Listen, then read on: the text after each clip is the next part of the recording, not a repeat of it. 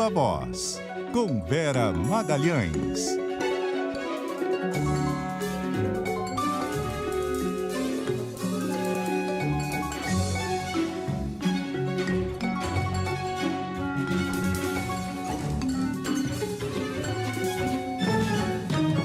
Viva Voz, Vera Magalhães, boa noite, tudo bem?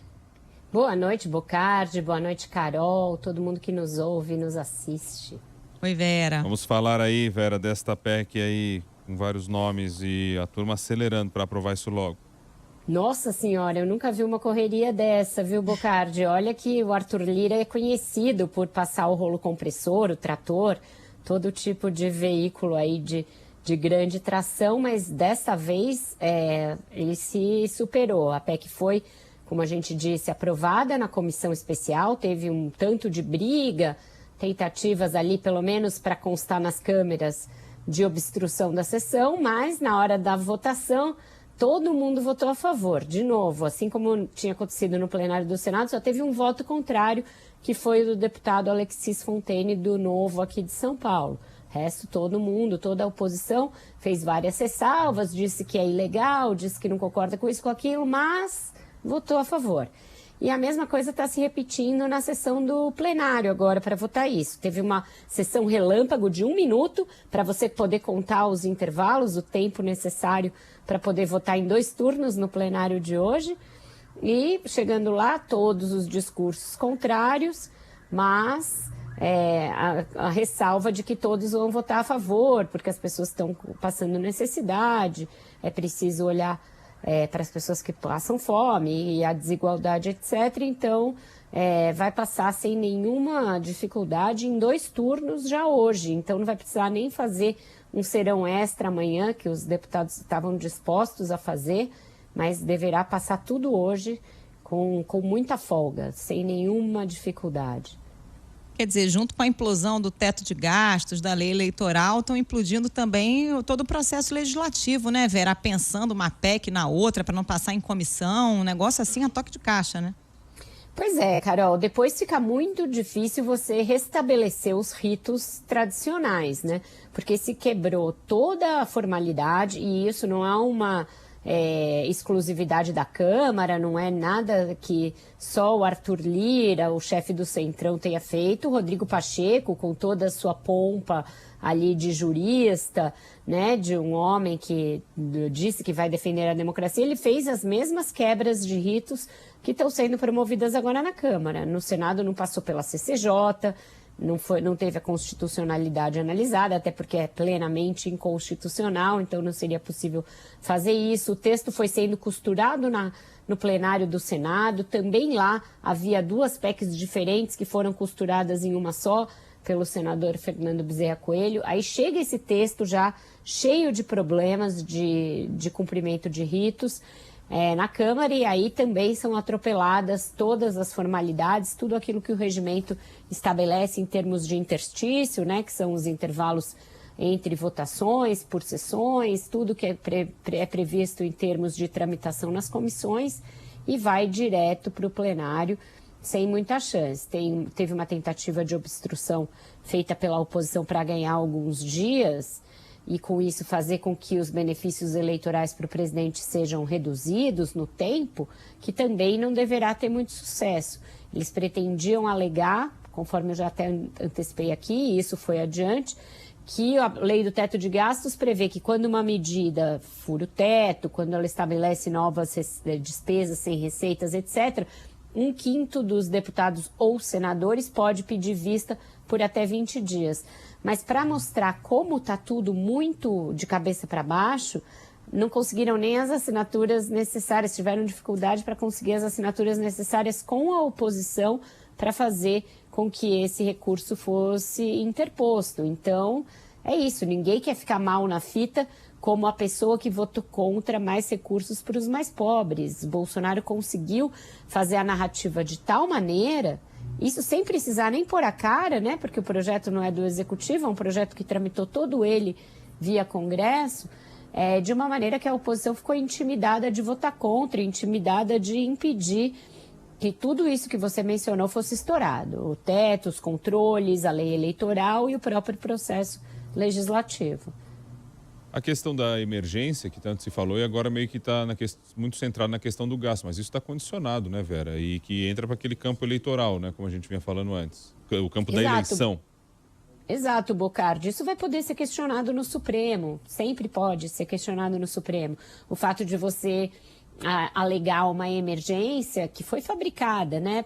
Ela existe, ninguém nega que a fome tem aumentado, que a emergência alimentar tem aumentado, etc., mas a insegurança alimentar, aliás, mas não é uma emergência que surgiu da semana passada para essa, uma emergência que vem sendo construída paulatinamente desde a pandemia agravada esse ano pela guerra, etc. Então, isso seria facilmente derrubado por ser inconstitucional, por ferir de morte a lei eleitoral, mas foi lá colocado como uma PEC, portanto está pensado na Constituição isso daí, e existe muita dúvida se o Supremo vai derrubar, porque eu ouvi de vários ministros, já antecipei isso aqui ontem, e essa conversa continuou hoje, que o Congresso está aprovando por franca e ampla e total maioria, então eles teriam muita dificuldade em derrubar por ser inconstitucional. E aí tá passando mais um monte de coisa, né, Vera? Bolsonaro editando aquele decreto bizarro obrigando os postos de gasolina a divulgar o preço antes e depois da redução de ICMS, Senado aprovando MP para aumentar crédito consignado para os beneficiários do Auxílio Brasil, abrir a porteira, né? Aí é como diria Ricardo Salles, né? Ali passava boi e passava a boiada. Porque é isso, Carol. Uma vez dada a sinalização de que não tem mais contenção possível, quem quer avançar, avança. O Bolsonaro editou esse decreto que é uma coisa surrealista, é uma coisa que tem de ser sustada pelo próprio Congresso, por ser ilegal. Você tem como fazer isso. O Congresso pode editar um decreto legislativo decretando a inconstitucionalidade, a ilegalidade de decretos exarados pelo presidente da República. Isso chegou a ser feito no início do governo do Bolsonaro com alguns dos decretos de armas que o Bolsonaro editou. Foi feito lá na Câmara com o Rodrigo Maia e depois confirmado no Senado sob Davi Alcolumbre. E agora a gente tem que ver se há pessoas no parlamento dispostas a conter toda a sorte de barbaridade que o Bolsonaro quer cometer em nome da própria reeleição. Imagina que loucura que é você obrigar postos de gasolina, portanto, empreendimentos privados, a seguirem algo que é transformar suas bombas de combustíveis em outdoors de campanha do presidente. Porque o que eles querem é que mostre que, graças ao Bolsonaro, a leitura é essa, a pessoa está pagando menos combustível na hora de encher o tanque. Sendo que pode acontecer de haver novos reajustes no preço do combustível e toda essa narrativa simplesmente virar uma fantasia, algo mentiroso, pura e simples, além de eleitoreiro. Então é inconstitucional, de novo fere a lei eleitoral, que impede esse tipo de propaganda feita, inclusive à custa de entes privados, que são os postos de gasolina, mas ele editou porque se sente à vontade para editar. E agora cabe, primeiro, ao Congresso derrubar, eu acho que teria de ser essa a primeira trincheira, até para eles não mostrarem que estão dispostos a aquecer com tudo, mas caso não façam, ser questionado na justiça e aí sim derrubado. Que coisa, gente. Cada ideia, viu? Cada coisa, tanto para fazer e fica nessa discussão. Umas ideias que eu vou te dizer, viu? Vera, com relação ao ministro Fachin, disse numa palestra nos Estados Unidos que o Brasil pode ter atentado à democracia mais grave que a invasão do Capitólio. Ele deu uma palestra no Wilson Center, que é um centro aí de debates nos Estados Unidos, e fez essa fala, falou que já há várias dessas ameaças, citou entre essas ameaças a existência, a ocorrência de atos antidemocráticos recentemente, da exortação por parte do presidente da República contra as urnas eletrônicas. Ele disse que a gente corre esse risco de que os atos aqui sejam mais violentos do que os que ocorreram em 6 de janeiro, nos Estados Unidos, em Washington, quando vários militantes trumpistas invadiram o Congresso americano durante a contagem dos votos. 5 pessoas morreram nos tumultos. E a fala do Fachin também traz uma discussão sobre o armamento da população. Ele disse que uma uma população armada não é uma população livre, como diz o presidente, sim uma população, uma sociedade oprimida.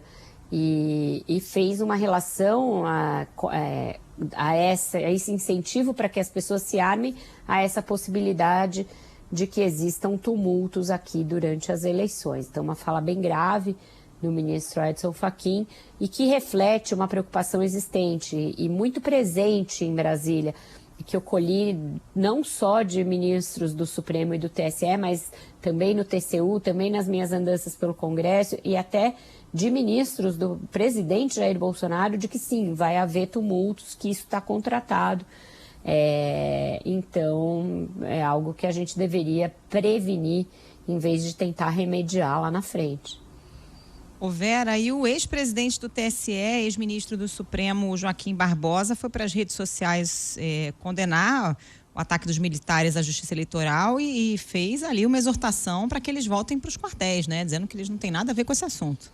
É isso, Carol. O Joaquim Barbosa se somou aos ministros da Ativa, ele que é ministro aposentado, nesse clamor para que seja respeitada a democracia, para que a Justiça Eleitoral seja respeitada e que os militares se atenham ao seu papel constitucional, ou seja, voltem para os quartéis.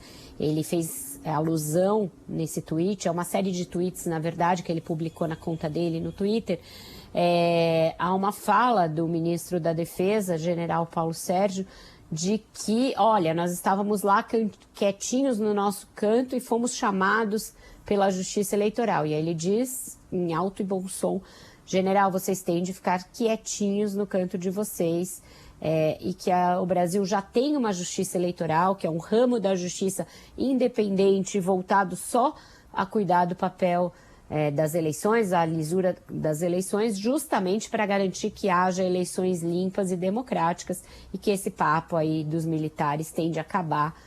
Achei muito importante a fala dele, é importante que outras pessoas com responsabilidade histórica, com credibilidade e com responsabilidade institucional falem, se juntem a esse coro de defesa da democracia e das instituições, porque do outro lado está ocorrendo aquele fenômeno da água mole em pedra dura, tanto bate até que fura.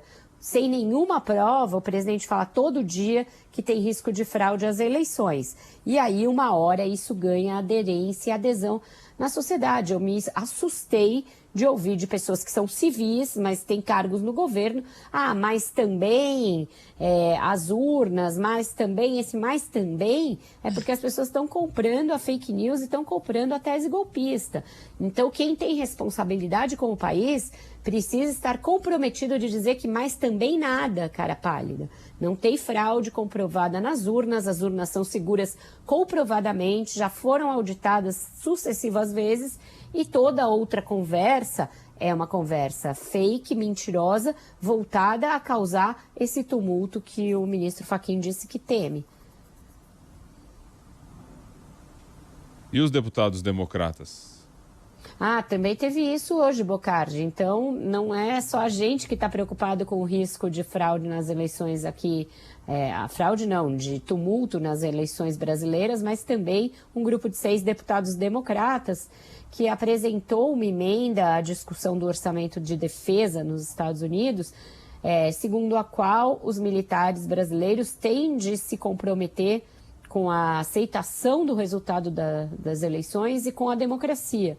E caso não o façam, o Brasil ficaria impedido de acessar verbas que os Estados Unidos destinam a uma série de ações militares, ações humanitárias voltadas a refugiados, ações voltadas aos setores da saúde e outros.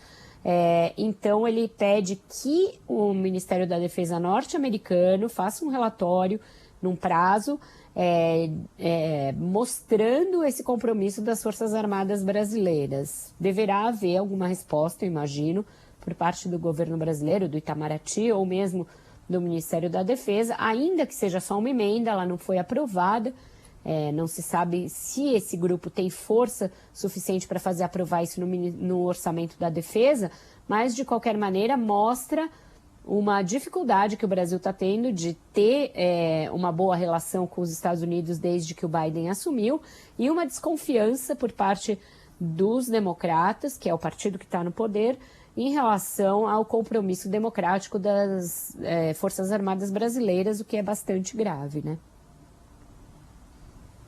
Bom, vamos falar aí de uma novidade agora, então. Teremos um podcast numa parceria da CBN com o Globo, 2+1, Vera Magalhães, Carlos Andreasa e mais um.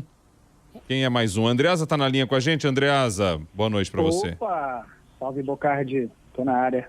Alô, Carol. Andreasa, bem-vindo. Minha parceira Vera Magalhães, 2+1. Eu, Vera, uma parceria antiga, reeditada, havia muitos pedidos, que muita gente também desesperada, é verdade, mas nós estamos na área, seremos nós dois e sempre um convidado, não um entrevistado, um convidado para bater papo. O episódio de estreia que a gente gravou um pouquinho mais cedo hoje vai ao ar a qualquer momento com Armínio Fraga. Opa, então toda quinta-feira e daí fica disponível depois para sempre, é isso? Aspectos fiscais, eleitorais, éticos, jurídicos dessa medida que fere todo o ordenamento jurídico e o que isso projeta para frente. O legal é que o Armínio realmente entrou no clima, né, Andreasa? E bateu papo com a gente sem economês, sem ser entrevistado, né? Foi um papo muito bom. O Armínio mostrou como nós estamos, a preocupação dele com esse quadro. É gravíssimo e com repercussões, como a Vera disse, imprevisíveis. E não apenas no campo fiscal, porque tem esse ataque nessa PEC à lei eleitoral, né? A partir desse estado de emergência, uma afronta à lei eleitoral abrindo brecha para que outros ataques à Constituição sejam feitos, e não necessariamente na matéria fiscal. A matéria fiscal a gente sabe que já estava descalabrada, como diria um amigo meu, há muito tempo. A lei de responsabilidade fiscal, teto de gastos, isso já não existia mais, ou pelo menos não como a gente conhecia. Mas nessa PEC tem esse avanço contra a lei eleitoral para gerar esse estado de emergência. A gente falou muito sobre isso também. Então, o programa de hoje exemplifica bem o que vai ser o 2+1, que é o 2+1. A gente estabelece, faz uma curadoria de quais sejam os temas mais importantes da semana, 1, 2 ou 3, para variar. Hoje foi um assunto só, essa PEC kamikaze, a PEC do desespero, e a partir disso a gente foi desdobrando para falar sobre pesquisa eleitoral, sobre tendência, sobre impacto eleitoral desses benefícios, sobre impacto fiscal, sobre impacto no mercado e, portanto, inflação, juros. Então, acho que ficou bem bacana e a Carol Moran acabou de dizer que está no ar, eu estou bem ansioso. Uhum. O Carlos Andreasa, desculpe, eu deveria ter apresentado melhor, porque a gente tem esses horários todos aqui na CBN. Ele apresenta o CBN em Foco todos os dias, às 9h30 da manhã até às 10, aqui junto com a gente. A Vera está conosco sempre, mas tem também as suas participações aí no decorrer do dia. E o CBN Rio também, Andreasa, coisa nossa. Ah, o Andreasa também no CBN Rio, isso vai me ajudando aí pra gente construir toda essa história de cada um aqui. O que é legal, Bocardi e Carol, é que esse nosso podcast é uma parceria entre a CBN e o Globo. A gente já tem muito essa sinergia entre os produtos do Grupo Globo, enfim, é comum que colunistas do jornal sejam também comentaristas aqui, mas esse é um projeto que já nasce conjunto, então ele tem produção conjunta, a gente debate as pautas conjuntamente, eu e o Andreasa somos também, além de apresentador e comentarista aqui da casa, colunistas do jornal, então faz parte do pacote que o Globo e a CBN apresentam aqui para o leitor, para o ouvinte, enfim, para o nosso público, espectador de múltiplas plataformas, para entender melhor a cobertura eleitoral, para nos aprofundarmos nos assuntos, para trazermos uma análise mais acurada, mais detalhada, mais detida dos principais temas. E como o ambiente aí, né, o ecossistema de podcast já tem produtos de toda ordem, de toda natureza, a gente quis trazer essa linguagem mais informal, menos trabalhada, menos roteirizada, para tentar fazer com que o ouvinte entre na conversa e depreenda dela aquilo que for mais conveniente para ele, que ajude ele a formar uma opinião e um conceito, mas sem sentir que ele está no meio de uma entrevista, portanto, com muitas amarras, com muitas regras. Houve momentos em que o Armínio nos interrompeu e nos jogou a bola, nos provocou. Então, eu acho que esse tom menos podcastico é um atrativo que o 2+1 vai trazer toda semana para o nosso ouvinte. Quanto tempo de conversa? Tem estipulado isso, mais ou menos? Tem vídeo? Hoje foi um pouco mais... Hoje foram pouco mais de 50 minutos de conversa. Eu acho que vai ficar mais ou menos nessa linha, um pouco mais, um pouco menos, mas por aí. E portanto, com tempo para a gente discorrer, aprofundar um pouco mais os temas. E isso aqui foi muito legal. Foi bom a Vera ter falado sobre linguagem, porque é linguagem muito solta e informal, mas ao mesmo tempo tratando com rigor dos assuntos, muita informação, muitos dados, falamos de pesquisa. Acho que ficou um balanço gostoso. E Bocardi tem a previsão, não posso te dizer quando, mas não agora na estreia, de o podcast ter também imagens, ter também versão com imagens. Isso vai rolar, ainda não, mas vai rolar. Tá bom, vamos justificar essa maquiagem toda da Vera. É verdade, e o cabelinho também. Teve escovinha, teve tudo. Super produção. Não, mas o Andreasa estava aqui, já que vocês não viram, ele estava aqui com uma echarpe, um cachecol, sei lá. O que era aquilo, Andreasa? Também estava todo elegante. Não, mas deixa eu dizer uma coisa, elegante aqui é o Bocardi, impecável. Não, mas aí é outro patamar, né, Andreasa? Aí realmente não dá para competir. Não, de manhã com a farda. Me dê a liberdade de uma camiseta agora à tarde, vai. Eu até perguntei pro Andreasa, Carol, se tá esse frio todo aí no Rio de Janeiro, porque ele parecia um dandy parisiense, assim, com aquela echarpe.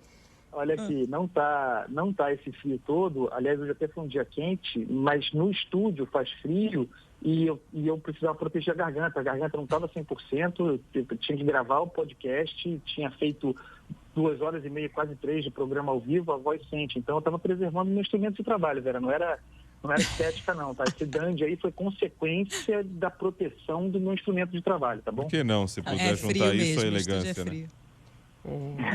Por que não? Mas acho que não estava elegante não, Bocardi. Carioca, o Andreasa, o Carioca botou um cachecol, já está elegantíssimo. A gente se acha super elegante. Está fazendo 20 graus, você bota um cachecol, já está de chinelo e cachecol. Essa é a elegância carioca. Vem cá, vocês vão... Eu tive uma petulância de gravar um podcast com cachecol com o Armínio Fraga. E ele vendo essa cena. Então, foi bastante desafiador. Teve isso. Vocês vão falar também bastante sobre corrida eleitoral, né, gente? Que é um assunto que está quente aí a cada semana, né? É isso, Carol. A ideia é que a gente traga colegas jornalistas, eventualmente, que a gente traga economistas como o Armínio. A gente fez alguns pilotos, né, para tentar chegar nesse formato, azeitar ali a troca, e a gente trouxe especialistas em pesquisas. Então, o leque vai ser variado. A ideia é a gente fechar nos temas da semana, naqueles que são mais promissores. As pesquisas eleitorais certamente serão um fio condutor das nossas conversas, porque é o que dá esse pulso de temperatura para a corrida eleitoral, e aí falar sobre a campanha, sobre as eleições nos seus mais variados aspectos, né, no que elas trazem de consequências para a economia, para a vida em sociedade, para as instituições. Então, o leque é amplo, variado, e a ideia é que o convidado, mesmo que não seja especialista em todos os temas que a gente vai tratar no 2+1, ele entre na conversa, até nos indagando, até nos provocando, perguntando para a gente algo que seja ali perturbador para ele. O Armínio fez isso em questão política, que não é muito a matéria dele. Então, eu acho que essa troca é o que vai fazer o papo fluir e a conversa render. Andreasa é um charme, educação e carisma, elegância e intelectualidade. Então, pronto, para fechar aqui a mensagem da Luciana Almeida, para encerrar essa conversa. Deixa ela vou falar. voltar a conviver com as chats do Andreasa, porque ele tem muitas, viu, gente? É uma coisa. Não tem não. Pior é que não tem não. Mas só galãs eu trabalho. Rodrigo Bocardi, Carlos Andreasa. Bocardi é o galã. Eu tive com o Bocardi na Sapucaí, fez grande sucesso. Deixa eu dizer uma coisa aqui para você. Eu testemunhei esse encontro aí. É verdade. deixa eu dizer uma coisa para vocês rapidinho aqui sobre isso que a Vera falou. A gente não pode esquecer, e esse é o norte do podcast 2+1, que tem a campanha eleitoral e um futuro governo a ser eleito, mas tem um governo agora, né? E tem o futuro do Brasil sendo plantado agora. Então a gente não pode nunca se esquecer da fiscalização do governo de turno. Então, sim, falar de campanha, falar da disputa eleitoral, mas sem descuidar do que será feito no Brasil em termos de governo nesses meses, e tem muito tempo até 1º de janeiro de 2023. Então, acho que esse é o balanço do 2+1. Ô, Andreasa, pra gente fechar, se fosse aqui no Brasil, Boris Johnson renunciaria? Se fosse aqui no Brasil, Boris Johnson renunciaria? Jamais, nunca renunciaria. Muito pelo contrário, mas se fosse aqui no Brasil, o primeiro-ministro seria o Arthur Lira, né, Bocardi? Nossa, eu já imaginei ele com aquele cabelo e vou dormir com essa cena. Ou o Ciro Nogueira também, pode ser, né? Pode ser, boa disputa. Não renunciaria, né, Vera? Não, faria mais festa ainda, dobraria a meta. Qual é a música do Viva Voz de hoje? A música é isso, essa dupla aí tá de volta no seu dial de podcast. Aliás, no dial também, porque eu soube, que uma fonte me contou que vai passar no sábado na CBN, às 7h. Então, já fica ligado, é isso. Disseram que nós fumamos, mas nós voltemos, parça, nós. Tem que aturar, né? Ai, nós aqui outra vez. Ai, nós aqui outra vez. Se vocês pensam que nós vamos embora, é isso aí, bicho. Nós enganemos vocês. Fingimos. Os 6 aqui outra vez. Vera Magalhães, Viva Voz. Carlos Andreasa, 2+1. E junto com Vera também. Tudo misturado, vocês dois. Tudo Obrigado junto por e estarem com a misturado. gente. Tchau, amores. Valeu, Até. pessoal. Um beijo. Valeu, gente. Um beijo.